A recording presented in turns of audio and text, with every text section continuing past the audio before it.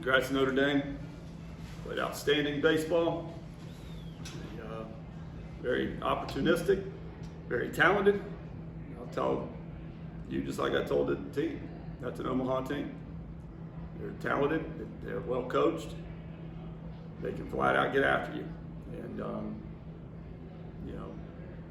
told them that we lost in 1999. We lost 6 in a row. Played for the national championship. I'm saying we're going to play for the national championship. There's nothing wrong with our club. This game is jacked up. It's the most beautiful game ever invented. It'll humble you. It teaches you about life. And that's exactly what I told the guys. We got to regroup. Be ready to go. Keep pushing. Questions?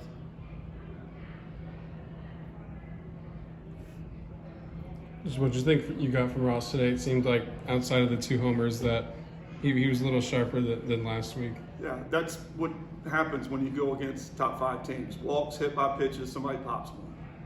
And, he's not trying to walk people. He's not trying to hit people, but that's the kind of thing that against good clubs you can't do. And like I said, they took advantage of everything the whole weekend. They had things go their way.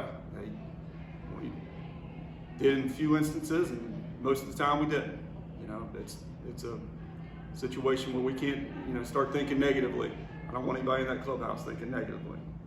Something's going to happen, but it seems like a lot of the top guys right now are kind of all going through them simultaneously. I guess, how do you have those conversations with them? And do you think there is maybe them hopefully feeding off each other negatively, like you might feed off each other positively? They're not going to be allowed, to do anything except be positive. And sure, they're going to work on some pitches that they're missing or fouling off, or taking for that matter. But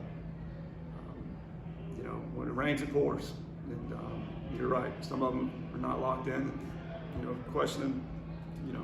Don't have a lot of confidence. That's our job as coaches, to instill that in them. The play where Jackson came across sliding in front of the dugout, from the views we had, it didn't look like the ball went in the dugout, but just what was the umpire's explanation there? That it hit the stool that somebody was sitting on. And if we play it like they do everywhere for the most part, it touches that line at all. It's like the NFL rule. Anything, if you touch that line at all, it's out of play. You said it went in and hit the stool. Has hitting with runners in scoring position this weekend been a bit of a challenge? Is there any theme between the 3 games? Guys just pressing? What are you kind of seeing? Yes, that's always the key to ball games, is hit with runners in scoring position. 2-out hits especially, that demoralizes the other club. It just kind of breaks your spirit when you get to 2 outs and somebody gets a 2-out knock. But you think Brannigan made an unbelievable play with 2 outs. There's 2 runs. Tyler was running on the pitch, so he's going to score. The ball's going to get to the wall.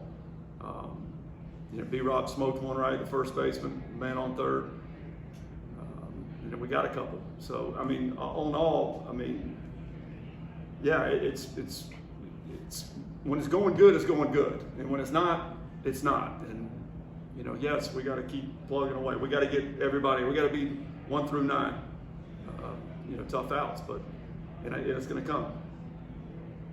How much can you use even the team you just faced as an example? I think they lost their last 4 ACC games coming in and then turn around and have the weekend they had. They didn't look like a team that came in on a losing streak. Yeah, I used the 99 example, and then I forget the year. We were reeling back. We had lost 7 out of 10, 8 out of 10, something like that.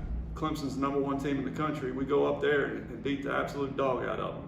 3 straight games. If we started feeling good about ourselves, guys get some confidence, and boom, boom, boom, boom, we beat the brakes off of them. So, that's what you're kind of hoping for, is that you get something that kind of gets you going and feeling better about yourself, and then you roll from there. But I love this team.